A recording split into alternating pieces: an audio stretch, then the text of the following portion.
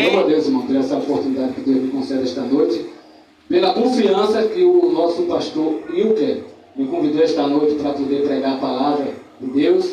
Amém?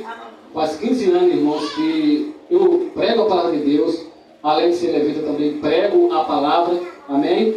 E eu já andei por muitas igrejas e já vi muitas pessoas pregar a palavra de Deus, e eu sempre costumo dizer, se você quer ser um pregador da palavra, você tem que também ouvir. Amém? Já cheguei para visitar uma igreja, todo animado, achando que eu ia pregar.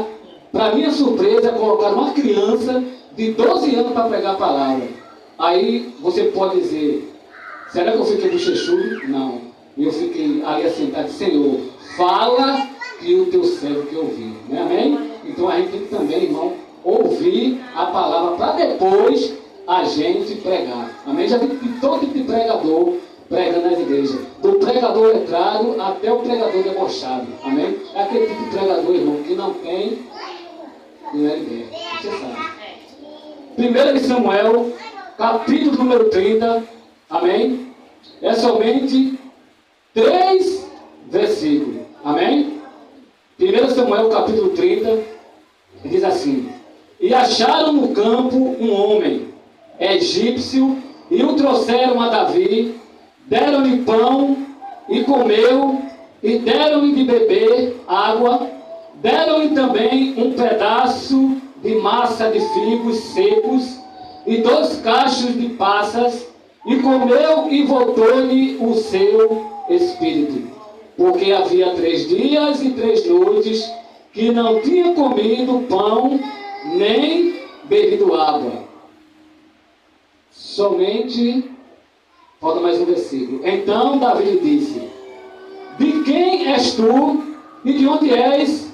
E disse-lhe o moço egípcio: Sou servo de um homem amalequita, e meu senhor me deixou porque adoeci há 3 dias. Poder sentar, amém? O pastor já orou e a gente vai entrar diretamente na mensagem.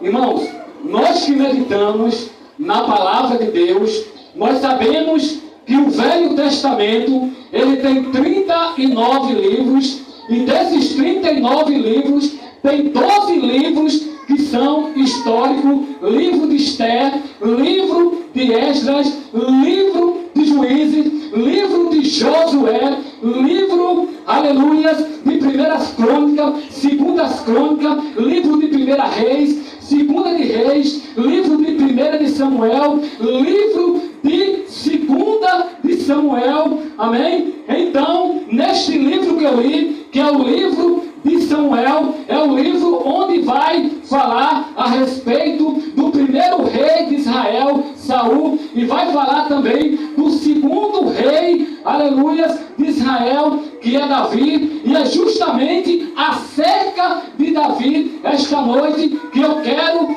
falar dentro desta mensagem. E se você é um crente, que você gosta de meditar na palavra de Deus, você vai ver que houve na vida de Davi várias fases. A primeira fase da vida de Davi foi a fase, aleluia, do anonimato, quando Davi ainda não era conhecido, quando Davi ainda era uma pessoa que não tinha fama, ninguém sabia quem era a Davi, quem era, o que Davi, aleluia, fazia, a não ser a sua família, o seu pai e algumas pessoas ali onde ele morava. Mas ali onde Davi estava, no anonimato, onde Davi, ele venceu um leão, onde ele venceu um urso. Deus já trabalhava na vida de Davi, porque para vencer um urso, para vencer um leão, aleluia,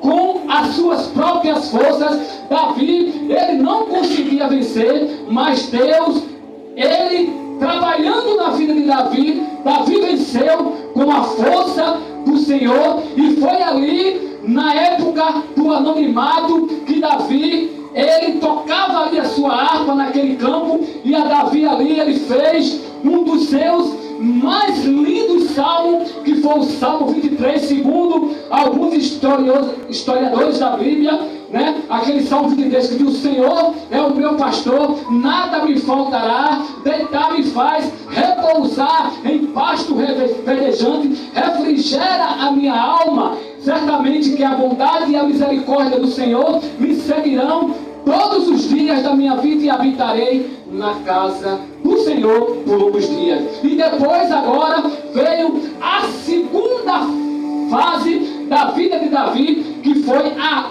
fase do chamado de Davi. Justamente quando Davi estava ainda ali no campo, Samuel vai na sua casa para escolher uma pessoa para ser o novo rei de Israel, porque Deus já tinha rejeitado Saul.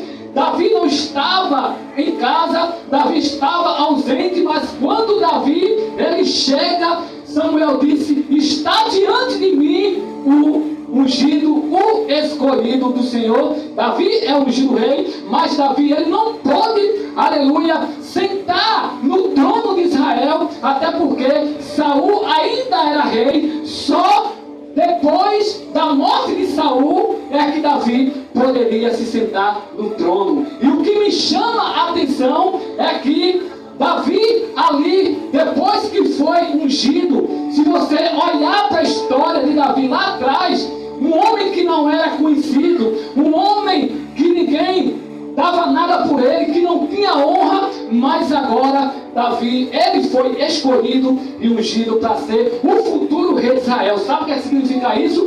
Quando Deus, ele quer, as coisas boas acontecem na nossa vida.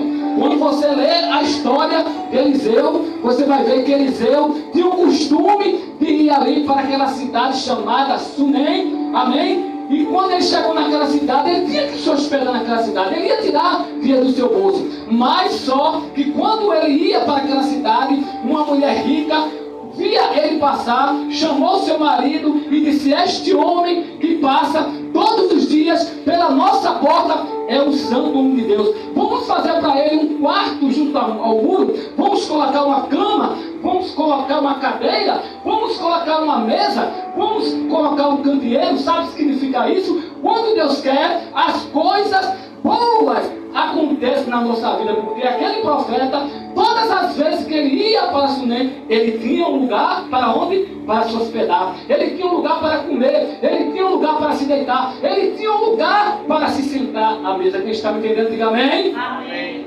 Quando as coisas de Deus, ele quer, acontecem na nossa vida. Aí a palavra de Deus nos fala, irmãos, que nem tudo na vida do crente é flores. Também tem os espinhos, porque na terceira fase da vida de Davi, começou a fase da perseguição desenfreada de Saul. Porque a Bíblia vai dizer que depois que Davi, ele vence ali o gigante Golias, amém? Ele é honrado por Saul, ele tem o prazer de se casar com a filha de Saul, amém? E também ganha um emprego no exército de Saul. Mas só que tem um detalhe: quantas as vezes que Davi, ele ia para a guerra, saía vitorioso, amém?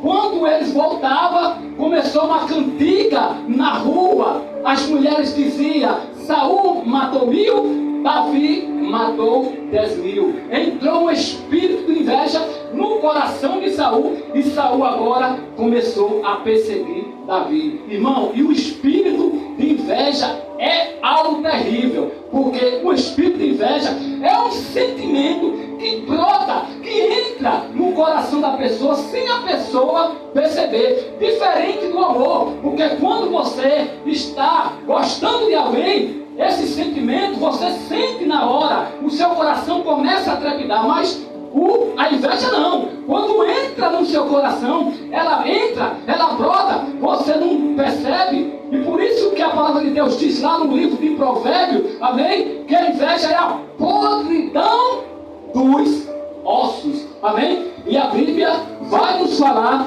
que por causa dessa perseguição, amém? Davi, ele fugia. teve que se esconder na caverna de Adulão, amém? Para que Saul não matasse. Mas o que me chama a atenção, que todas as coisas cooperam para o bem daqueles que amam ao Senhor. Foi dentro daquela caverna que Davi, irmãos, formou um grande exército conhecido como os valentes de Davi, homens que também estavam sendo perseguidos, homens que estavam atribulados, homens que não tinha também onde reclinar a sua cabeça. Mas foi ali, irmãos, que Davi fez esse grande exército. Só que tem um detalhe: crente não foi chamado para ficar dentro da caverna, amém? Crente foi chamado para fazer a obra de Deus, amém?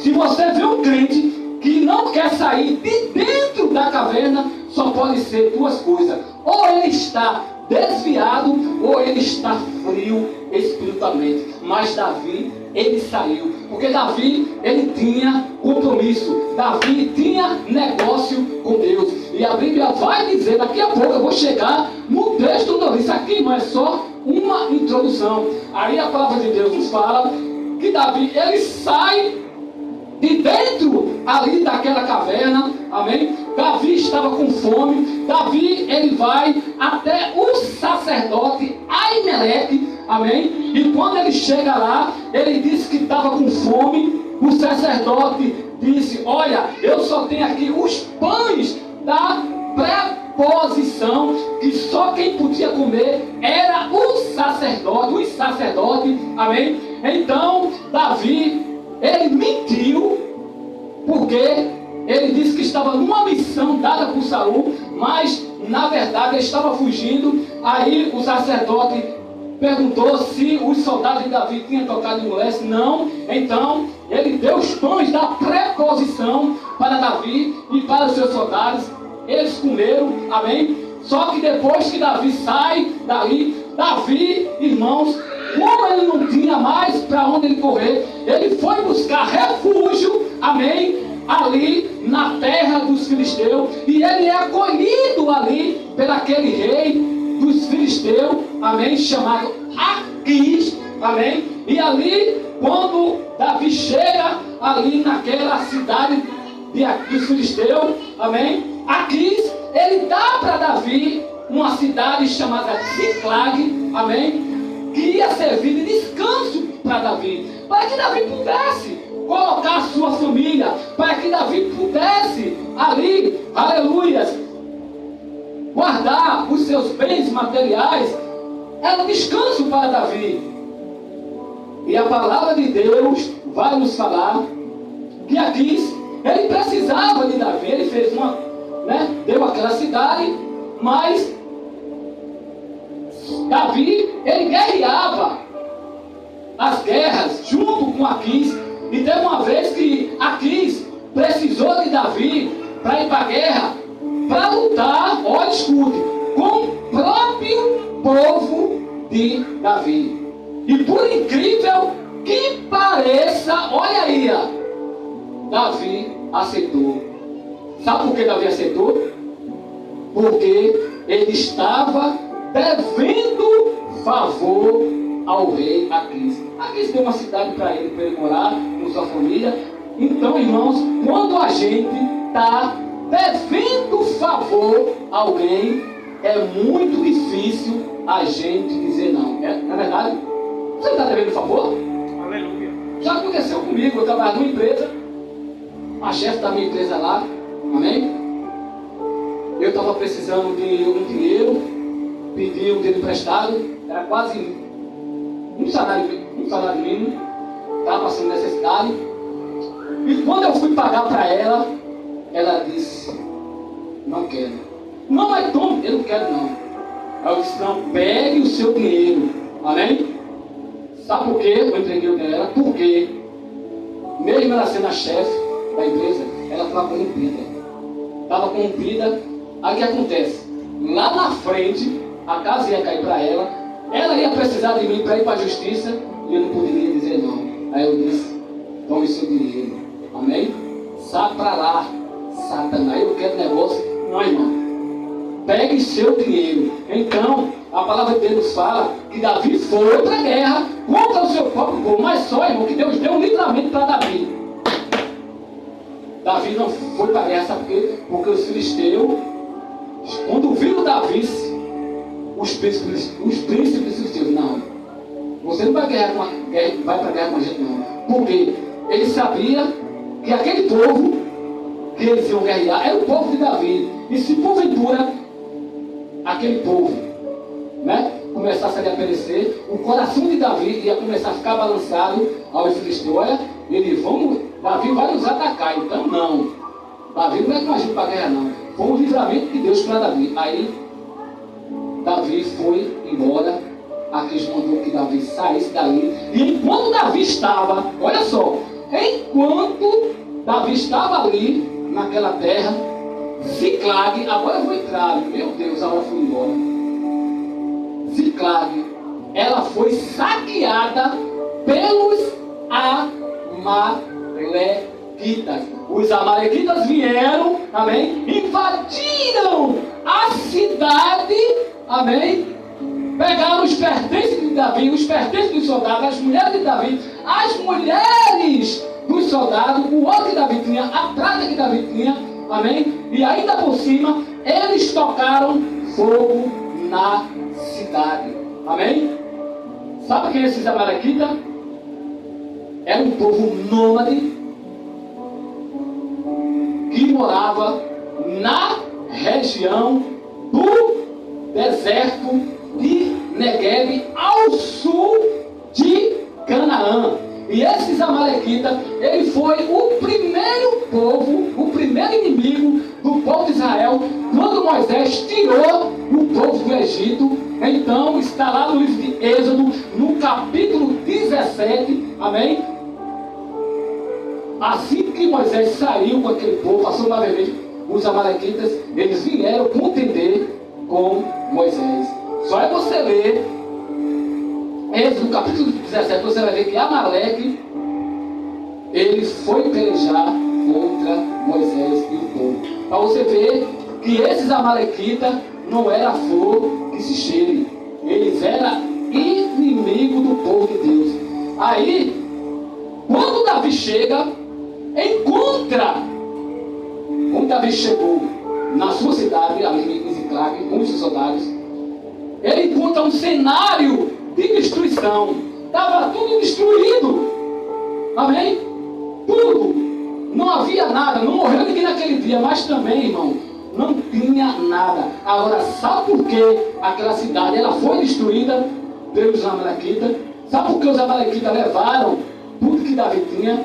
Os filhos, as mulheres, por causa de duas coisas. Uma das coisas foi por causa da negligência de Davi. Se Davi tinha, irmão, 600 soldados, ele não poderia deixar 200 soldados ali naquela cidade em vigilância para que os inimigos ele não viessem atacar a cidade. Não, Davi levou 600 homens com ele. É por isso que a Bíblia diz que a gente está em vigilância. A Bíblia diz que se o pai de família soubesse a hora em que o ladrão iria entrar na sua casa, certamente ele vigiaria e não deixaria minar a sua casa. Davi não vigiou. Davi ele foi negligente. O segundo erro de Davi, sabe o que foi? Davi, olha, sabe qual foi o segundo erro? Davi, ele, aleluia, escuta só, igreja, ele subestimou o poder do inimigo. É aquele tipo de pessoa. Eu sou crente, eu subo um monte, eu desço um monte, eu oro pelas madrugadas, amém? Eu faço jejum, eu faço oração, nada me atinge. Mas o inimigo não quer saber disso não, irmão. Amém? Então, o inimigo, ele não está para brincadeira não. Se a gente subestimar o poder do inimigo, irmão, ele derruba qualquer um de nós. Eu não sei se você já ouviu aquela história do escorpião e do sapo. O escorpião estava onde? Estava na beira do rio. Só para você ter uma ideia que o inimigo não está de brincadeira. Aí o escorpião disse, olha, disse para o sapo, me atravessa aqui esse rio. Aí o sapo disse, não, você é o meu inimigo, eu não posso atravessar você. Mas me atravessa aqui porque se você me atravessar aqui, eu não vou fazer nada com você não. Amém? Porque se eu fizer alguma coisa com você, nós dois vamos morrer afogados. Aí sabe o que aconteceu? O sapo caiu na onda do escorpião. Quando chegou no meio do rio, o escorpião picou o sapo. E quando o sapo já estava morrendo, sabe o que aconteceu? Ele disse, mas você não disse que não ia fazer mal a mim? Aí ele disse, eu disse, mas só que essa é a minha natureza. Para você ver, irmão, que o inimigo, ele não está de brincadeira. Se a gente subestimar o poder do inimigo, ele vem e nos derruba. Aí a Bíblia vai dizer que naquele dia, diante daquele cenário, Davi, irmãos, ele chorou. É o texto que diz aqui, que não tinha mais lágrimas para chorar. Nesse dia, que era para ser um dia de alegria, foi um dia totalmente de tristeza. Só que tem um detalhe. Eu não vim aqui esta noite para falar de choro de Davi. Eu não vim para apontar os erros de Davi, porque mesmo ele errando, mas ele também tinha as suas virtudes. Diante daquela situação, sabe o que foi que ele fez? Ele consultou a Deus. Daqui a 5 minutos eu estou terminando, meu Deus. Já é 9:05. Sabe o que foi que ele fez? Ele começou agora, chamou ali o filho de Aimeleque, pediu ali um éfode, eu não vou ler para a gente atender. E ali ele começou a buscar o Senhor, se ele poderia perseguir aquela tropa ou não. Aí o Senhor falou com Davi, para que ele fosse, que Deus ia dar vitória a ele. Veja, irmão, como é importante eu e você consultar a Deus. Aí Davi foi. Agora eu cheguei num versículo onde eu li. E quando ele chegar no meio do caminho, a Bíblia vai nos falar que acharam um homem egípcio no campo. Olha aí, ele estava indo, não sabia, Davi não sabia onde os seus inimigos estavam, mas só que quando ele estava no meio do caminho, encontraram um homem egípcio caído, quase morto. Fazia 3 dias que ele não comia. Os soldados levaram até Davi. Aí o texto vai dizer, onde eu li, que deram a ele um pedaço de massa de figo seco, 2 cachos de uva, 2 cachos pequenos de passas, e comeu, e voltou no seu espírito. Também tomou água também, é claro. Amém? Porque havia 3 dias que não comia, nem bebia água. Olha aí. E quando ele comeu aquele alimento, com água, o texto vai dizer que o espírito dele voltou, porque ele estava quase morto. Amém? Aí ele começou a botar tudo para fora, assim. Ele começou a dizer o que tinha acontecido com ele. Ele disse, olha, eu sou um servo de um amalequita, sou egípcio.